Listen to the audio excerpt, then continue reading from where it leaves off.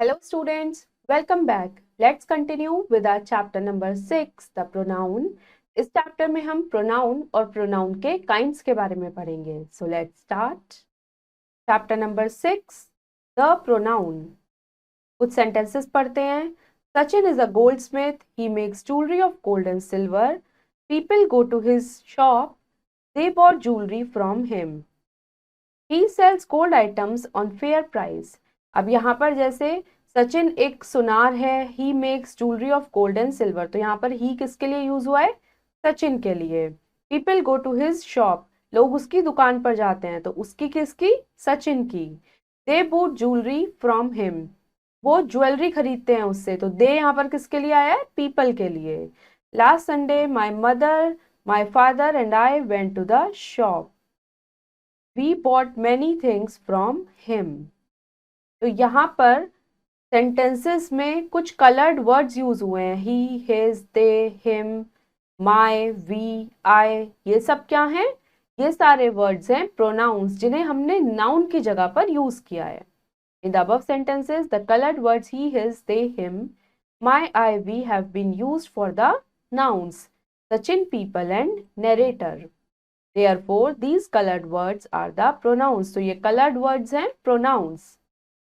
Thus, we can say the words which are used in place of nouns are called the pronouns. वो word जिन्हें noun की जगह पर use किया जाता है वो कहलाते हैं pronouns.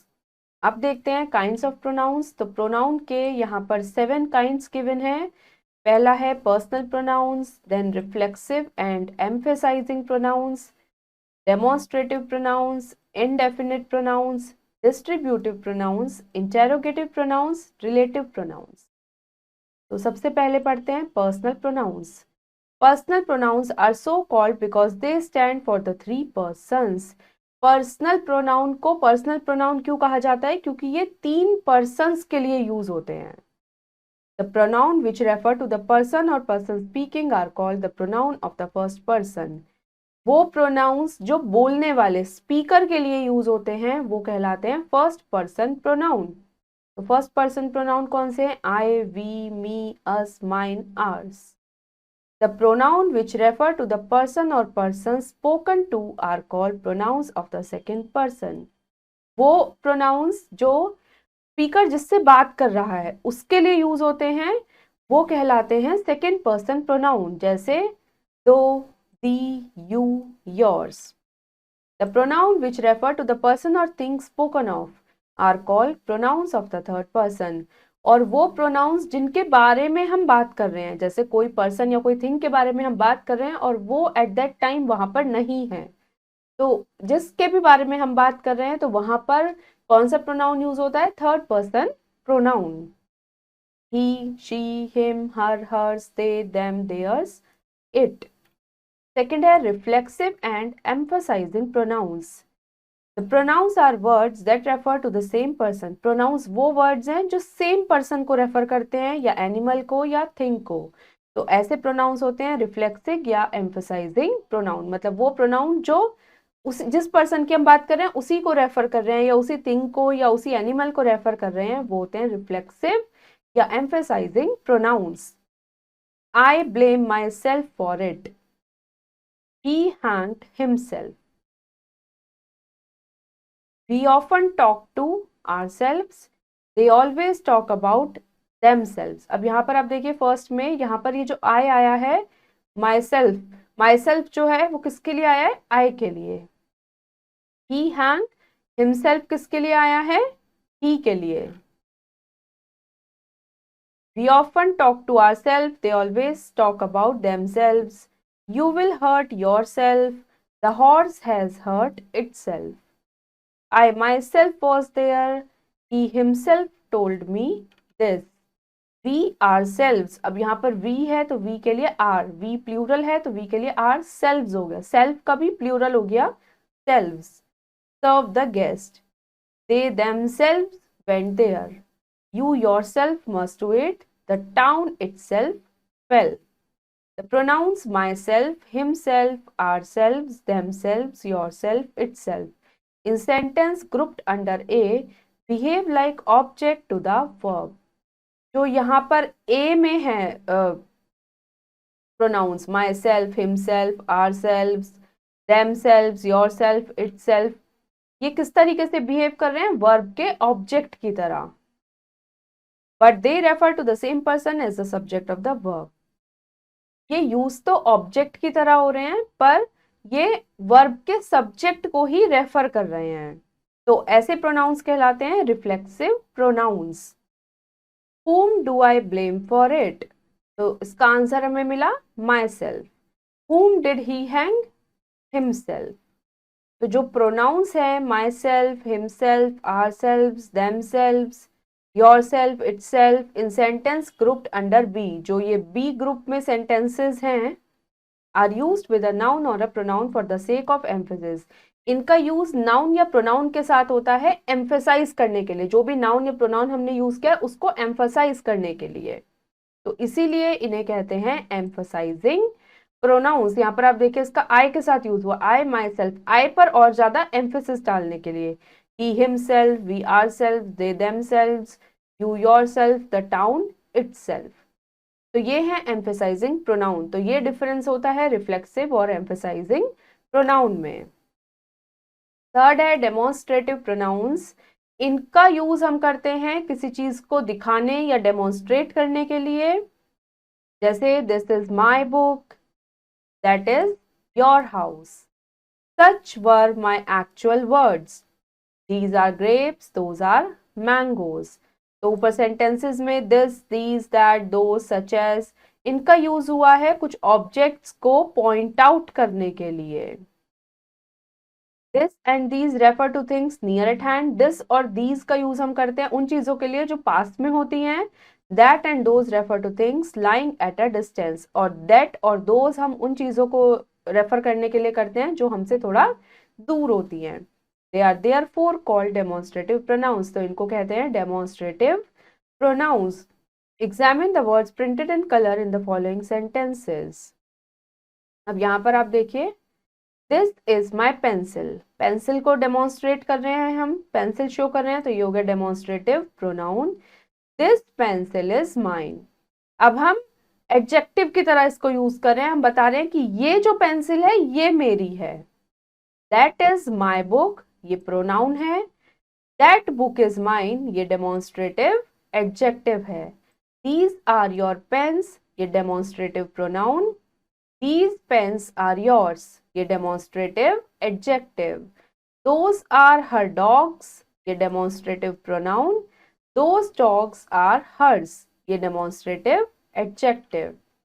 Thus, we see that this, that, these, those work as adjectives also, not only as pronouns. तो जो that, these, those हैं ये adjectives की तरह भी वर्क करते हैं, ना कि सिर्फ pronouns की तरह। When they are placed before nouns, जब हम इन्हें nouns से पहले लिखते हैं तब ये adjective की तरह वर्क करते हैं। फोर्थ है indefinite pronouns. They tell the indefinite number of the nouns. जो indefinite pronouns हैं वो nouns का indefinite number बताते हैं, जो fixed number नहीं होता। जैसे all are happy, some are very poor, many are farmers, few are intelligent boys, one cannot think so, none but fools can believe him. In the above sentences, the pronouns all, some, many, few, one, none refer to persons or things in a general way. तो यहाँ पर जो colored words use हुए हैं वो चीजों को एक general way में represent करें। जैसे all are happy, तो all में कोई fixed number तो नहीं है, सभी आ गए। They do not refer to any particular person or thing. यहाँ पर किसी particular person या thing के बारे में बात नहीं हो रही है।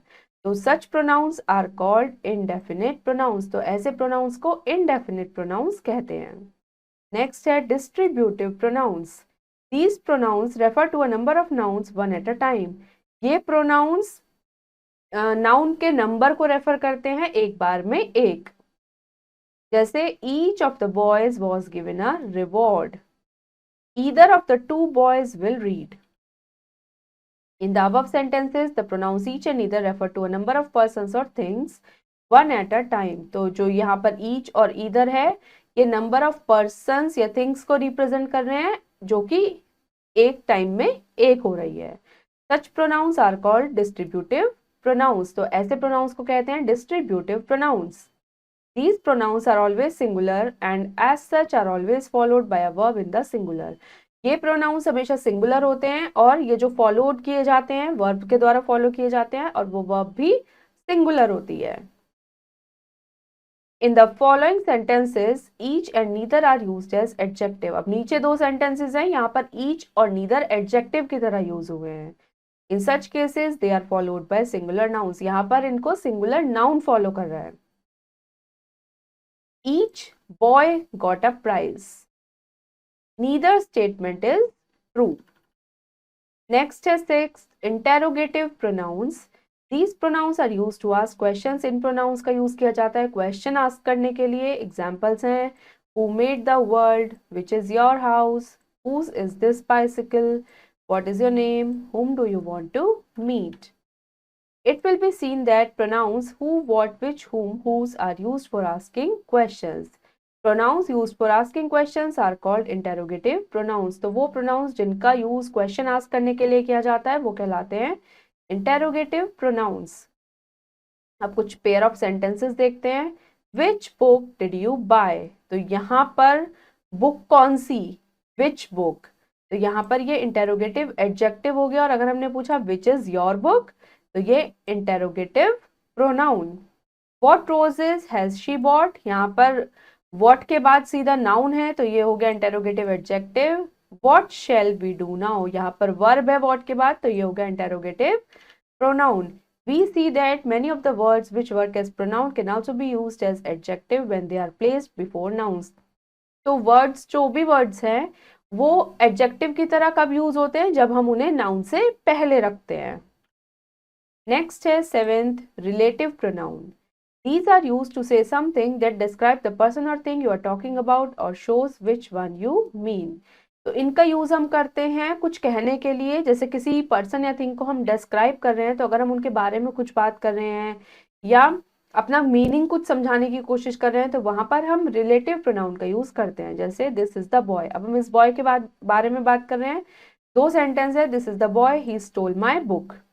तो दिस इज द बॉय, अब ये वही लड़का है हु स्टोल माई बुक, जिसने मेरी बुक चुराई. This is the girl, her nature is good. This is the girl whose nature is good. This is the car, Rohan bought it. This is the car that Rohan bought. This is the horse, it won the race. This is the horse which won the race. Who does two things. Who दो काम करता है. It join two sentences, ये दो sentences को join भी करता है. It is also use for the noun boy that goes before it. और ये नाउन के लिए भी यूज हुआ है, बॉय के लिए जो उससे पहले आया है. Whose does two things. Whose ने भी यहाँ पर दो काम किए हैं. इट जॉइन टू सेंटेंसेस, एक तो सेंटेंसेस जॉइन किए हैं. It is also use for the noun girl, और ये भी गर्ल के लिए यूज हुआ है. That does two things. That ने भी यहाँ पर दो काम किए हैं. It joined two sentences, दो sentences को join किया है. It is also used for the noun car. और that भी यहाँ पर किसके लिए यूज हुआ है? कार के लिए. Which does two things. Which ने भी दो चीजें की हैं. It joined two sentences. एक तो दो sentences को join किया है. It is also used for the noun horse. और ये noun horse के लिए यूज हुआ है. The pronouns who, that, whose, which and whom which join two sentences and refer back to nouns going before them are called relative pronouns. तो वो pronouns जैसे who, that, whose, which, whom जो दो sentences को join भी करते हैं और जो noun को refer back भी करते हैं वो कहलाते हैं relative pronouns. The noun to which a relative pronoun refers or relates is called is antecedent. तो वो noun जिसको relative pronoun refer कर रहा है या relate कर रहा है उसे हम कहते हैं antecedent. It will be noticed that in sentence 1 the antecedent of who is boy. तो sentence 1 में who का antecedent है boy. Sentence 2 में the antecedent of whose is girl. In sentence 3 the antecedent of that is car. Now forget me not.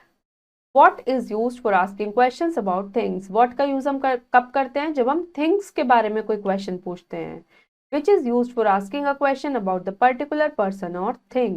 Which का use हम तब करते हैं जब हम किसी particular thing या particular person के बारे में question कर रहे हैं. Which is the cleverest girl here. यहाँ पर person के लिए use हुआ है. Which is the best fruit यहाँ पर thing के लिए use हुआ है. Now time to answer a question. Darken the correct option in the OMR sheet. OMR sheet में हम correct answer को mark करेंगे. First is the pronouns are used for. Pronouns का use हम किसके लिए करते हैं?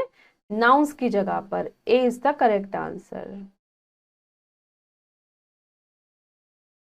Next, the personal pronouns are. Personal pronouns कितने होते हैं? 3. First person, second person, third person. तो इसका correct answer होगा B. Next, it is the first person pronoun. इनमें से first person pronoun क्या है? He, she, they, I, she. Next, it is the third person pronoun. इनमें से third person pronoun क्या है? Him, her, them. तीनों ही third person है. तो all of these D. Next, fifth, it is the interrogative pronoun. इनमें से interrogative pronoun क्या है? Who, B. नेक्स्ट है B question. Fill in the blanks with the correct pronouns. Pronouns fill करने हैं यहाँ पर. फर्स्ट है the birds flew over the house. Did the children see. अब बच्चों ने क्या देखा? क्या पूछ रहे हैं यहाँ पे? बर्ड्स के लिए आएगा. तो बर्ड्स के लिए क्या आ जाएगा यहाँ पे? Did the children see them. No. अब चिल्ड्रन के लिए आ जाएगा no they did not see. Second है the teacher said to Bhumi, please tell all the girls to come into the classroom immediately since I want to teach them. तो teacher ने भूमि से क्या कहा कि सारी गर्ल्स को अंदर ले आओ क्लासरूम में, क्योंकि मैं उन्हें टीच करना चाहती हूँ. इसी तरीके से इसका नेक्स्ट पार्ट आप खुद करेंगे. C question. Underline the pronouns in the following sentences and write which are reflexive and which are emphasizing. तो फर्स्ट है the boys hide themselves. तो यहाँ पर themselves आया है boys के लिए, तो ये तो हो गया reflexive. Next the prisoner hanged himself. तो यहाँ पर himself आया है prisoner के लिए, तो ये भी reflexive.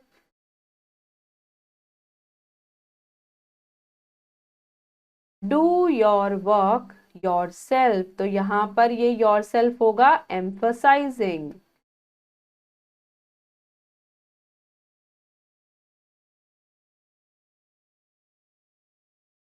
इसी तरह से बाकी के पार्ट्स आप खुद करेंगे.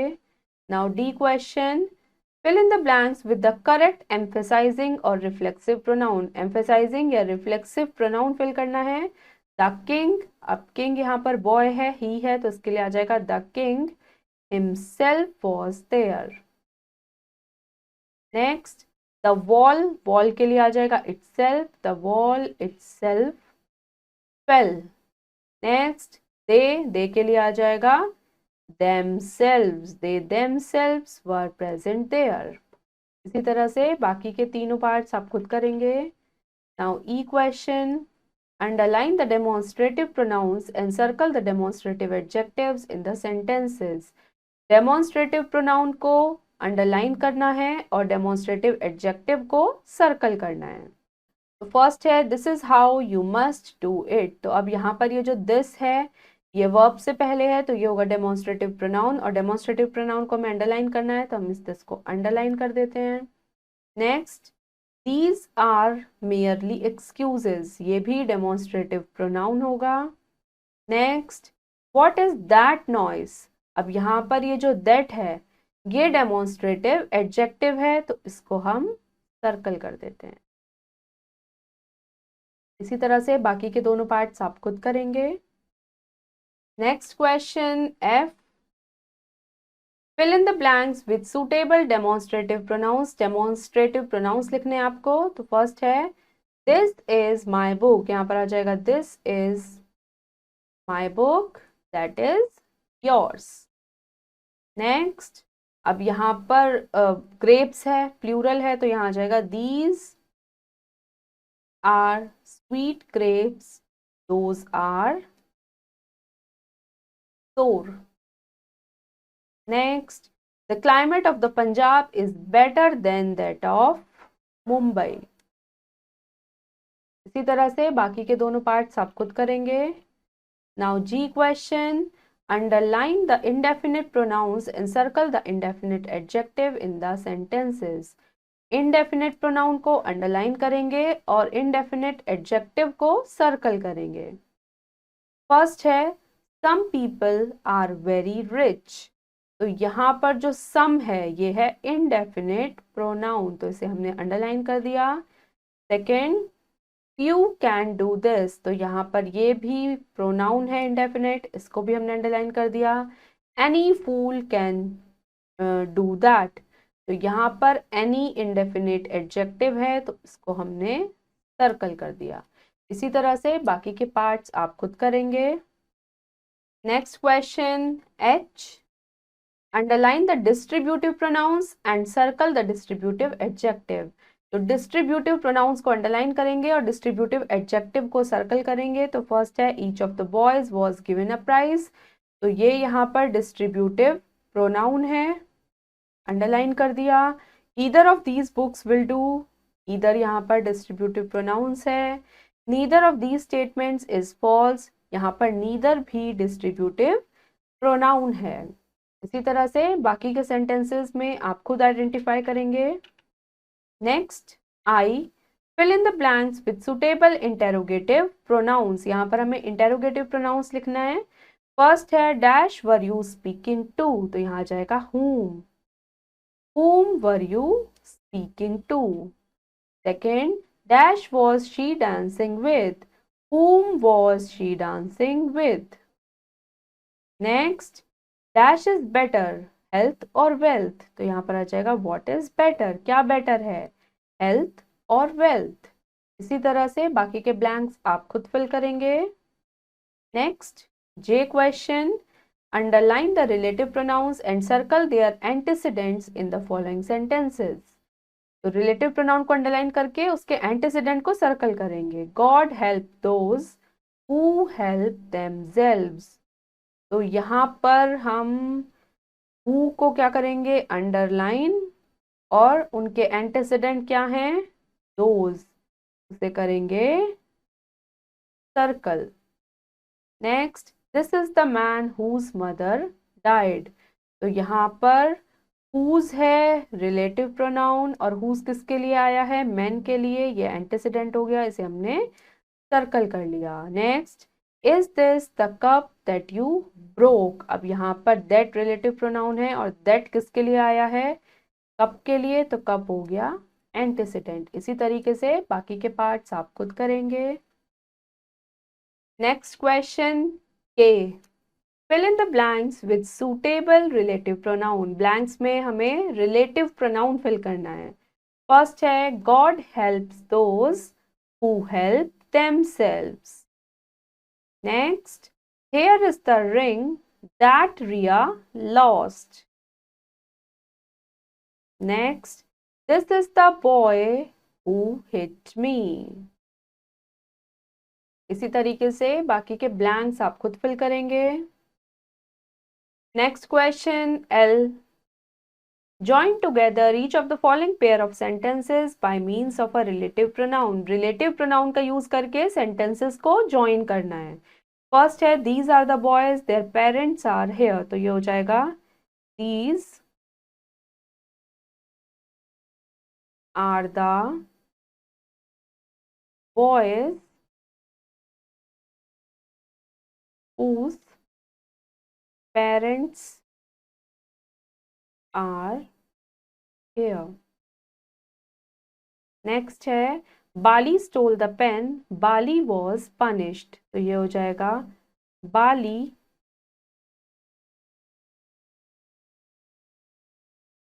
Who stole the pen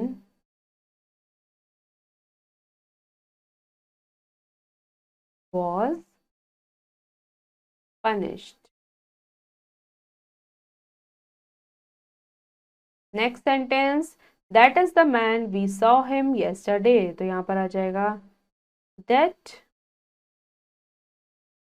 is the man whom we saw yesterday.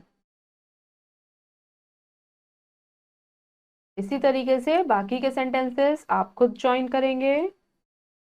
तो स्टूडेंट्स, हमारा चैप्टर नंबर 6 फिनिश हो गया है। होपफुली आपको चैप्टर अच्छे से समझ आया होगा।